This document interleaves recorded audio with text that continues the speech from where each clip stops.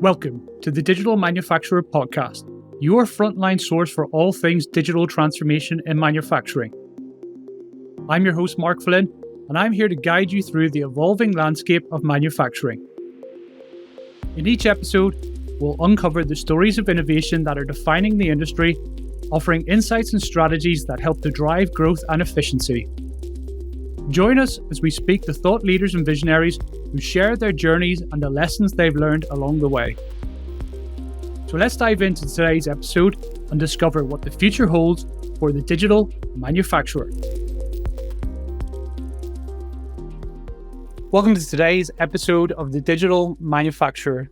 Today's guest is what I would say my LinkedIn icon, the person I would love to be, Steve Lawrence. He is building a group of injection molding businesses through strategic transformations and acquisition. His extensive background in manufacturing sales and digital transformation makes him a fascinating industry figure. He moved from paid employment to purchasing his own injection molding business back in last October, if I've got that right, Steve, all while expecting a newborn baby. So he doesn't do anything by halves. In this episode, we're going to dive into Steve's journey and examine how he's addressing the challenges and capitalizing on the opportunities in transforming a traditional business into a digital manufacturing powerhouse. Welcome, Steve. How are you today? I'm good, Mark. Yeah, thanks for having me on the podcast. I really appreciate you taking the time to talk to us. I've been following your journey on LinkedIn with great interest. For those who haven't come across you or don't know about your background, give us a little bit of a walkthrough of your career and how you got to where you are today. Sure. So I am an ex-corporate guy, like you mentioned. So I worked for a big American global manufacturer, one of these 14 billion of revenue, 50,000 employees, all that good stuff.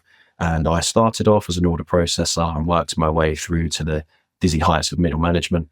Did that for around 12 to 13 years. And what we were doing, we were simplifying the businesses. We were looking at our product ranges.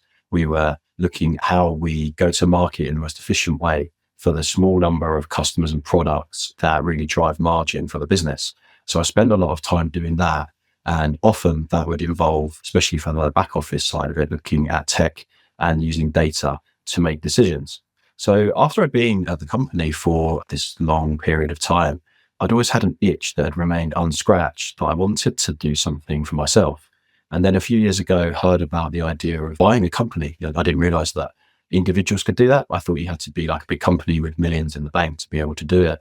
And I heard about this wave of owners, particularly in manufacturing, who may not necessarily have succession for their businesses, but they're looking to retire, or certainly will be looking to retire in the next, let's say, 5 to 10 years. So you've got me, who's got 12 years experience in corporate manufacturing, in injection molding, and then you've got a wave of people looking to retire who probably haven't got succession, and their businesses might be, let's say, a bit rough around the edges or not as modern as certainly what I was used to in corporate. But I thought that would be a really cool matching together of skills. Like, if anyone's going to take over one of those businesses and give it a facelift and bring it back to like 2024, then hopefully that could be someone like me. So I started to pursue this at it for quite a while. It's a lot more difficult than I'd realized to make an acquisition. I assumed it would be quite a quick thing to do, but I did complete my first acquisition in October last year. So it's an injection molding business, 24-hour, 5 days a week, based in Manchester. And as I'm sure we'll talk about, we're now going through that whole phase of giving the business a facelift from the ground up. So who I bought from was exactly the model of person that I just spoke about. So the chap was 68. There was no natural succession in his family and no natural succession in the business to take it over. So he was looking to retire. Along I came, and very fortunate to be the owner of the business now. Congratulations. What a great journey. I'm amazed just how kind of similar but different our journeys are, because when I started Rubik, our whole goal was about trying to bring low cost, intuitive SaaS technology to SME manufacturers, because I felt that given the cost reduction and the simplicity of that technology, that would allow SMEs to compete on a global stage. And I'm delighted to have met you, who's actually doing that from the ground up yourself. So talk me through what your vision is for the business that you have today, both the injection molding business that you have currently, but also your broader plans? Because I understand that longer term, you would like a group of similar businesses and perhaps amalgamate those together and give them all a facelift. Yeah, I think the long-term vision is a group of injection molding businesses which are complementary to each other. So we can share stuff like capacity, talent, design, IP, have, I don't know, like strategic geography in the locations of the factories to be able to serve our customers as well as we can. So that's the long-term vision. And I'm hoping that will come by making 3 or 4 acquisitions of a similar size to the one that was completed last year. The shorter term version of that, though, in order for that to be successful, is that all of these businesses do need, or will likely need, a facelift or a modernization and certainly digitalization as we go along the way. So to give you an example, at the moment, I acquired the business knowing that it was, I sometimes say I'd like to buy the ugly ones. So I bought it knowing that it wasn't this perfect, clean vision of everything that a digital manufacturer could be. So we've still got some real basic stuff that we're not even doing that means we couldn't even put tech in at the moment. So we've actually been spending a lot of time on just getting basic habits in place and basic accounting principles, manufacturing principles before we start throwing tech at the company. But the vision originally for the short-term stuff was get in, clean up the data, and then hopefully put in stuff like a modern ERP that can become like the linchpin of the whole group. And then gradually, as we incorporate in, they'll all operate on the same ERP. And a couple of other add-on from a tech point of view, stuff like shop floor monitoring equipment, barcode systems for stock management, those kind of things, because I've seen in corporate how useful they are. And I've seen the chaos of what it was like before those things were in. So trying to do the corporate stuff and take all of those like big picture thinking stuff that those guys do, but apply it onto SME. But generally it's like a group of, I don't know, 12 to 15 employees, or a group of people who have been in the business for a very long time. Whereas corporate obviously is a different animal because there's hundreds of people and an IT department and accounting, and then there's CapExes and all this. So it's kind of bringing all of that stuff, which can be quite a slow way to pull a digital project through, and hopefully try and be a bit more nimble with it and do it, because there's only 12 or 15 of us in the business. So hopefully we should be able to get on with this kind of stuff. And what are those foundational or hygiene factors that you're going through now in order to increase the probability of success when you do come to deploy new technology? You mentioned data, but what are the other things that you're working around? At the moment, it would be a lie to say that the shop floor is run in a proper systematic process way. It's still very much what we inherited was a lot of people who have got certain knowledge in their heads of certain processes. Certain people do it in different ways, or it doesn't necessarily get done at all.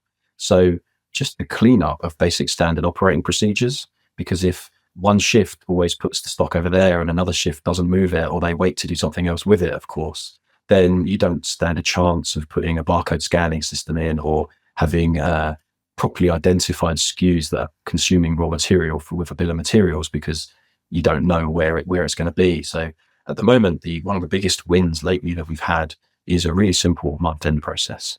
So it would be, in my opinion, very, very hard to put an ERP in and all of the things that can offer if you haven't got basics of like doing a stock take, making sure it's correct at the end of the month, looking at all of the movements in cash and all those things in the month, and making sure they're all being followed correctly.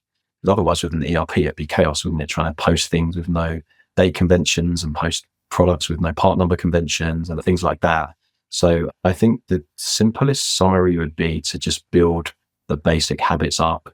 And then once people are in the habits of, we're almost deliberately doing it like an old school way with pen and paper or with some sort of process, but that process will be the ERP or it will be the tech. But at the moment, it kind of doesn't exist to where it needs to. So there'd be no point jumping straight to throwing tech at something that just doesn't even exist. To summarize what you're saying there, you're taking a simple approach to systemizing how the business operates today before you even consider investing in technology to accelerate that. I guess the risk that you're avoiding, and we do see this with a number of our customers that think the answer to their problem is just taking an off the shelf or building a customized solution without having a system in place, is you're avoiding the pain of trying to, I guess, land the plane whilst building the runway. Once you get the system running, in a manual process, then porting it to a digital process to accelerate what you already have should be relatively easy. Exactly. Yeah. And one of my favorite parts about process mapping is the opposite, which is removing steps. So I really used to like the methods that we used to follow back in corporate times of post-it notes on the wall, every single step, identify, does it add value to the customer, to the end process? Is it actually doing anything? Or are we doing this for legacy reasons? Or is there a better way to do it? So while we're putting in processes, we will then look to kind of streamline what we've done. At the moment, it's like a just get by, let's just get product out the door type process. But yeah, the fun bit for me, the bit that gets me going is, okay, well, why are we doing it like that? And then we can get rid of the stuff that just shouldn't happen at all. And then the stuff that is, I don't know, manual input or that needs to happen, that's the stuff you can automate, of course. It's the stuff it has to happen throughout the process, but you don't really want your people doing it. It's either quite a mind-numbing thing to do, or it's repetitive, it's prone to error, or you could do it more quickly with automation. So you get the process in, but then also hopefully delete like 30% of those steps because you just realize that they're not really needed. You're making me think of that classic Elon Musk video where he talks about the best process or the best part is no part. Remove the complexity, remove the moving elements, and just simplify where possible. So practically, how are you going about putting in place these foundations, and how well are those 12 to 15 people taken to you changing the way they've always worked? I think we're trying to break the projects down into components. So there's certain bits of it where we haven't even started. So it would be untrue to say that the shop floor is following these types of things. We started in finance because it was the easiest and most like brutal barometer of whether you're winning or losing. So you need to get your numbers under control. So we started there. And in terms of implementation, it was really just simple of talking to the team and understanding where we are, and then explaining where we need to go and getting those guys to come up with something, even though we acknowledge that it's going to have probably several iterations as we go. And that was absolutely fine. So we started in finance, and now really simple wins, like we had a software for accounting wasn't live. So it was backed up at the weekend. Not everyone had the same views and things like that. So it was quite hard to share information around, particularly given the factories in Manchester and I live in Kent. So if you weren't on site, you couldn't get information.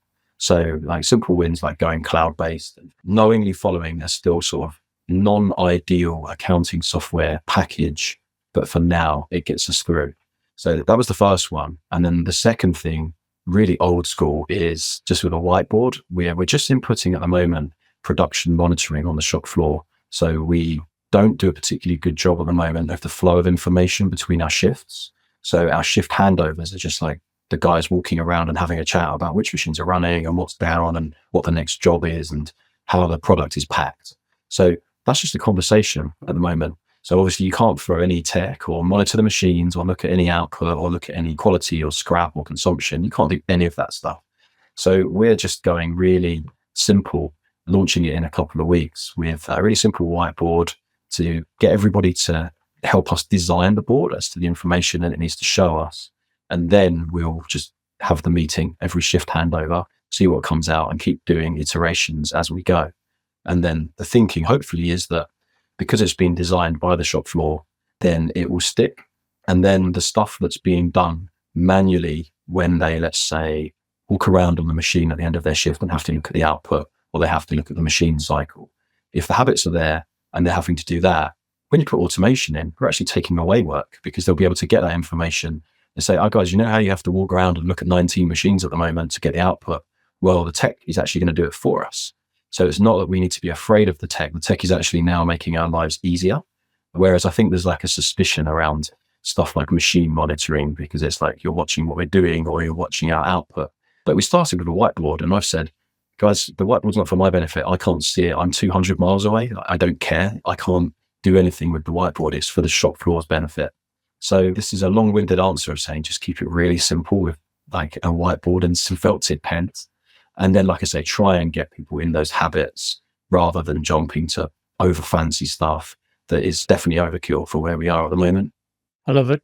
But also you're empowering your people to become part of the solutionizing there of the processes that I think is quite genius actually, because you're getting them into that mindset of solving problems. So looking at the existing process, solving it in a manual, simple way, which means that when it becomes time to put digitalization or to digitalize that process through automation or whatever it might be, their mindset almost is in a position to leap on to that next improvement.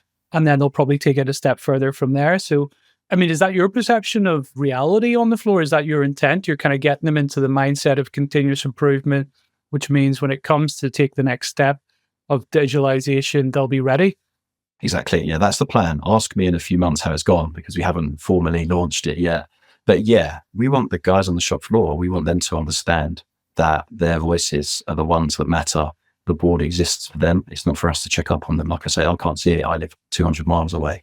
So I've done it the other way around in the past where you just throw tech at something without enough people understanding it. And it either doesn't get used or people know that tech's coming in because it's going to lead to a headcount reduction and stuff like that. I've done that. I've been guilty of automating processes in a department that was bigger than probably needed, threw some tech at it. And then immediately the requirement is from corporate, right? We need headcount reductions. And that's like a cardinal sin of throwing tech at stuff is it makes people suspicious of doing it. So why would they even help you? So yeah, I want people to see that we're doing it for the sake of continuous improvement, of course, but also just to make their lives a bit easier because otherwise baked in chaos in a factory of where's that pallet or who booked the product in or why is that material running incorrectly and all of that stuff. It's the guys, they see that on the shop floor. They know and they can hear when a machine's not running the way it should. They know when a material's come in that it's not looking the way it should. They know that stuff going out the door isn't packaged the way it should be. So it should be those guys who design the controls rather than us just coming in with, I know best, despite the fact that, especially given that I acquired the business 6 months ago, most of the people on the shop floor have worked there for, I'll say 10 years plus. So how can I, living 200 miles away, know better than the guys who have worked there for 10 years? So that's very much the plan. I would love to say that that's exactly how it will play out and it will all be perfect. But yeah, that's what we're aiming for, definitely. Brilliant. And how important is access to data for you, given you live 200 miles away? I imagine you're not up in the factory all the time. I mean, it'd be impractical to do that or even expect it. How important is getting access to even daily snapshots of production, your finances, given you're so far away? It's paramount, isn't it? Especially on the finance side, just knowing what's going on in terms of payments and looking at accruals for taxation and is the order book tracking where it needs to justify our spend on labor, for example. So I look at that stuff probably on a daily basis. I'm in the factory a week, a month, 2 weeks a month, something like that. So I'm there a fair amount, but not enough that you're there every day getting a pulse on what's going on in the factory. So it is really, really important to have the data. I think the one thing I will say though is not me who prepares it and it's not me who puts it together. We've managed to, a bit like what I said about having the shop floor design their own processes and stuff. The management team has designed their own KPI scorecard. So we've as a group agreed what would be our almost desert island KPIs that if I had 1% battery on my phone and I ring the factory to say, how are things going? These are the numbers they need to tell me about. So we've designed that and we talk about that every Friday. So I get a pulse from the business every Friday when we run through the sales metrics, the ops side, and then stuff in the office around cash and finance and things like that. So I get that anyway. But on the data side, yeah, I still like to have the ability to have it at my fingertips rather than have to wait. What I found, it used to be a lot cleaner back in corporate times where we had an IT manager who was dedicated to it and a few members of a finance department where they could cleanse the data. Where we had these two systems that we were using for accounting before, neither of them were live and neither of them spoke to each other. So stuff that I used to take for granted, like looking at margins and looking at volumes of product families and growth of margin over time or seasonality of sales or customers decline or whatever it may be. I used to have that stuff at my fingertips with a simple extract from the ERP.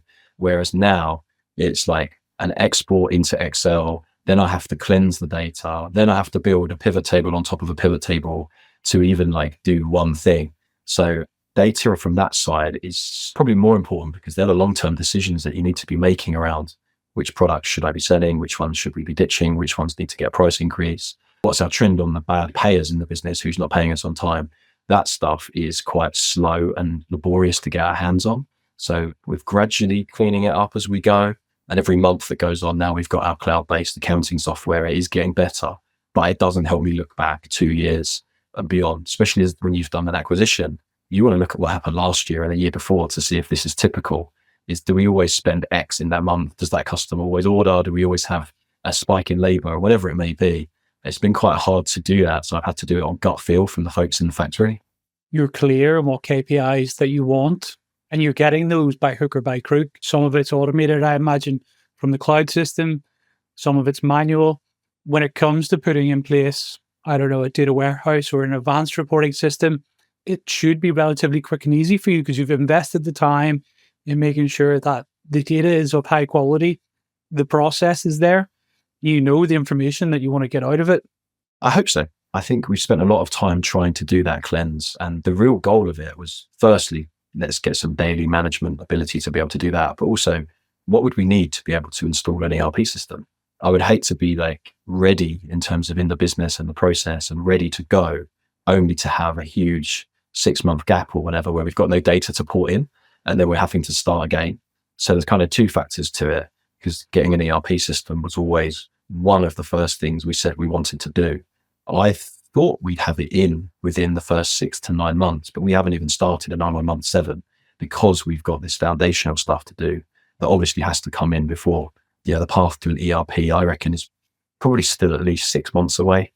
But at least you recognize that and you're taking action to give yourself a good foundation upon which to implement the ERP. Steve, one of the things I want to ask you about just in terms of digitalization, we talked a lot about ERPs and the shop floor, but where's your thinking in terms of digitalization for customer experience or getting customer feedback or even streamlining your order management process? Have you given any thought to that yet about what you might do in the future in those areas?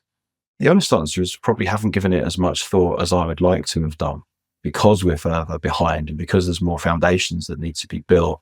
I think as part of the ERP, we'll make a decision to keep the doors open to all of those things with the system that we choose. Like you mentioned on the customer experience side, so stuff like automatic order processing, I'll make sure we have an ERP that can do that with some sort of character recognition to make that quite simple. In the previous life, we input a portal, a customer portal, so customers could go online, they could build their order online, and then that would extract the stock from our ERP system, and it saved the phone call and typing out an email and the debt chasing for us because they would pay on credit card. So that sort of stuff is on the horizon. We've got a lot of customers. Our customer numbers are quite high. There's a lot of low spend customers. So at the moment, they're consuming time in the office as we have to process the order and get the right codes and get the right price and chase the payment. And obviously for the customer as well, it's probably a bit slow for the same reasons. So it would be really nice to perhaps look at doing something like that in the future to speed it up for both parties. But at this stage isn't really a fully formulated or fleshed out thing. It's just something I know that we need to do that will make life a bit more simple. Absolutely. And what does your kind of selection or decision-making criteria look like for your ERP? You talked about being able to automatically process orders there. We talked about shop floor data capture. What are the other kind of big things that you're thinking about when it comes to doing your product selection? I think the warehouse or the stock management is a really big component of it as well. So it's something that's either got that baked in or there's an obvious ISV that goes alongside it. I think that's important. It needs to be an ERP for manufacturers rather than something where you have a lot of workarounds or a lot of customizations just to make it do something else would do native. So that's a really big one. I saw that in my old job where we had a bit of almost like a fudged ERP where we were selling hundreds of millions of components, and the way that they built in the back of the ERP, the batches and the lot numbers made it really laborious to book product in and out and to create documentation. So I really would need to learn from that experience of how not to do it. So definitely something that's got an understanding of manufacturing, stuff like bill of materials. Ideally, it can speak to something that we use on the shop floor, certainly barcoding, logistics. I don't know too much about it, but I would quite like something that speaks to our freight company so that you can, going back to your customer experience thing where you can send the invoice and you can send proof of deliveries. I did probably one of the ways to answer your question a bit better would be the clue or the answer to that question is in the emails of the people in the office. So this is something we did before. It takes quite a lot of building trust and building a good relationship with people in the office so it doesn't look like you're snooping. But we had the team go through all of their emails and categorize what they were for a month. And it was, I think, 3 people who did it in our account management team. And then we categorized them. So is it an internal email or an external email? If it's internal, why are we having to send emails for basic share of information? If it's external, is it a customer? Is it a supplier? Is it a freight forwarder? Is it something else? And then within that, is it a quality question? Is it a delivery question? Is it a pricing question? And then from there, one of the biggest ones we had was that we were spending ages just booking freight. We were spending hours a day ringing around the freight companies, getting a price, then building a packing list. And then it would go out and then the customer would chase us for proof of delivery and use it as an excuse to not pay or to try and push out the payment terms a little bit. And that's what looking into the email showed us. That I can't remember the stats now because it was a few years ago, but let's say 30% of all emails sent in the business were related to freight. So if we have something like that come out when we do the exercise again, then something that's got a freight ISV or some kind of link in there will go straight to the top of the list. So I don't really know how that's going to play out. Imagine it'll be a similar one given the some of the conversations I've been having last week about getting stuff out the door. But yeah, the answer's kind of in the emails, I guess. That's such a great insight, actually. I'd never thought about that before, and actually I've never heard about that before, but now that you've talked me through it, the majority of requirements of a system is in that email activity as much as it is in the manual activity, because normally when you go on site to find where the paper is, and that will give you a story around the kind of waste in the manual activity. But actually, the more connected we are now and the more we use our email, there's as much of a story hidden in those multiple email chains as there is anywhere else, from customer questions, internal questions, booking services, following up. It'd be really interesting to see how much time is wasted just communicating back and forth on email on simple tasks. Exactly. If the question was, how can I make this email go away? And then you look at the top categories. If there's 5 different types, you focus on freight first. Another one we had was customer queries, really basic stuff. They were often emailing us for a price. So it's like, let's just create a price list and put it on the internet and then create the web store I mentioned so that you can see the price. And then suddenly those 7 hours a week or whatever it may be, we can be proactive, speaking to our customers, giving them better service or chasing up an order that we haven't seen for 6 months or whatever, rather than just flicking fingers through our price list and then emailing it to the customer. So again, the answer's in the email. What can we do to make this email not have happened?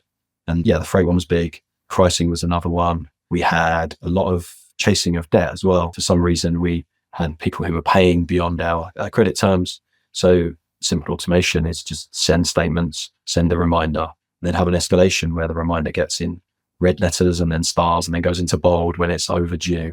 Really simple stuff. But again, it just came from the emails. Like, why are we sending so many of these? How can we make this email not need to have happened?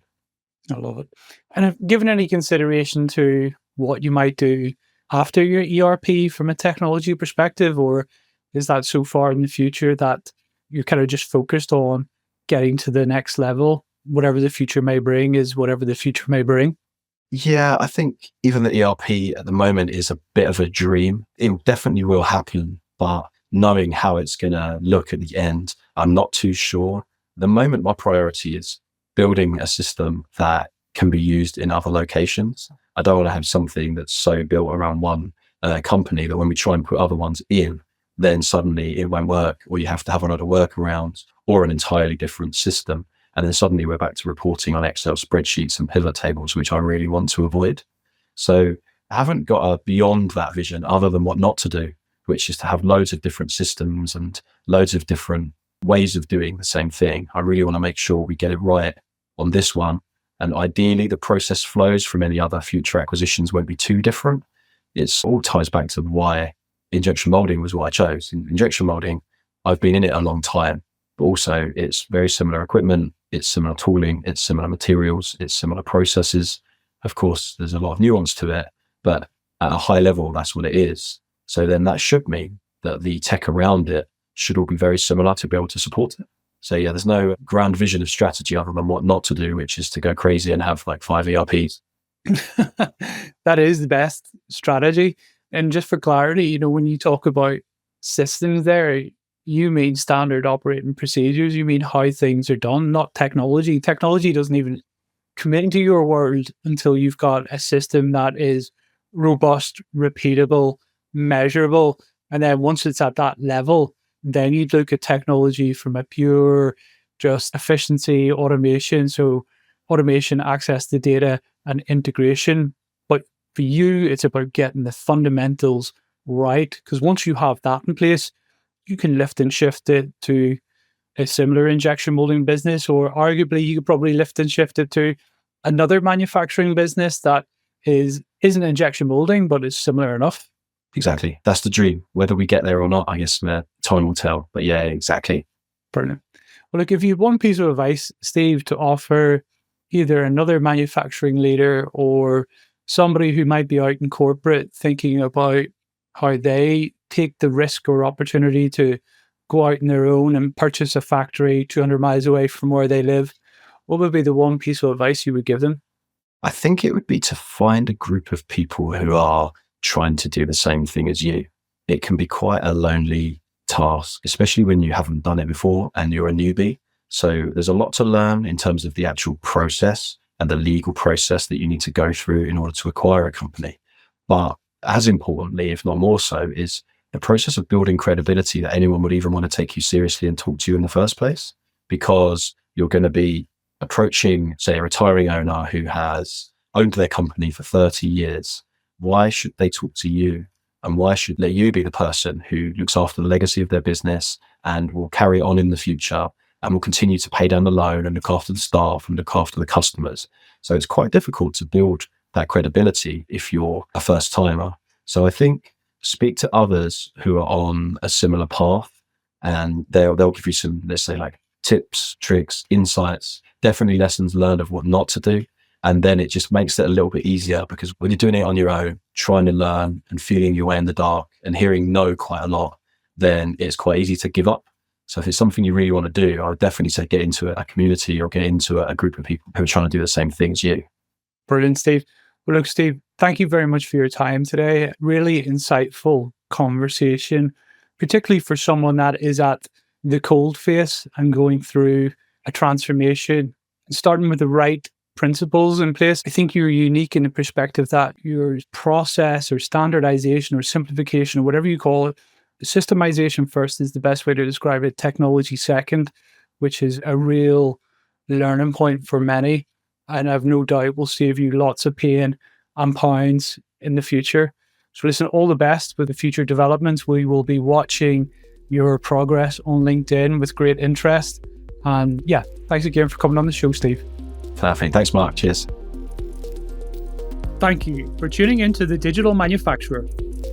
We hope that today's conversation has provided some food for thought or sparked new ideas that will help you on your digital journey. To learn more about any of these topics discussed in the episode, head over to our website, www.rubiktech.co. If you enjoyed this episode, please rate and review us on your favorite podcast platform to help others join in the digital manufacturing movement. And don't forget to subscribe and turn on notifications so you never miss a future episode. The Digital Manufacturer is brought to you by Rubik, where we're not just talking about the future, we're making it happen. On behalf of everyone at Rubik, thank you for listening.